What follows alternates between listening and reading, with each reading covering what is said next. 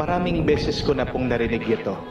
Sa tuwing ako po ay magmilis at maglilibing ng isang ina, sinasabi po ng mga anak ng namatayan na ina, "Father, masakit po ang mawalan ng ama, pero mas masakit pala pag ang nanay, ang ina, ang wala na."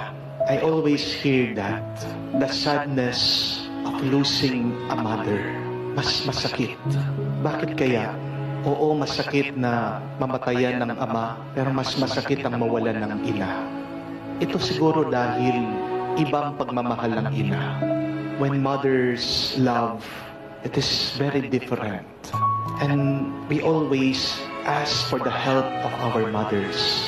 Palagi nating inaasahan kasi ang tulong ng mga ina. Kamukha na lang po pag may nawawala sa bahay, di po ba? Sinong palagi mong tinatawagan?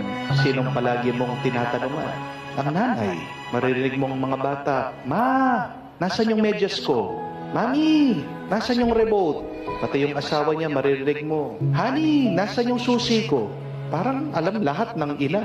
Siya kasi ang reyna ng tahanan. Siya talagang nakakaalam. At ganyan din po, di ba? Pag dumadaan ka sa problema, pag meron ka suliranin, iba pa rin pag sinabi mo sa iyong ina. When you open your problems, when you open your hearts to your mother, nakakagaan ng loob. At alam din ng ina, pag mayroong problema ang kanilang anak, dama nila, may kumikirot sa kanilang puso. At pag nasaktan yung bata, pag nasugat yung anak, kanino ba siya tumatakbo? Di po ba sa kanyang ina? Kasi palaging nandun yung yakap ng ina. At yung kanyang boses, tinig, nakakalubag ng loob, nakakawala ng sakit.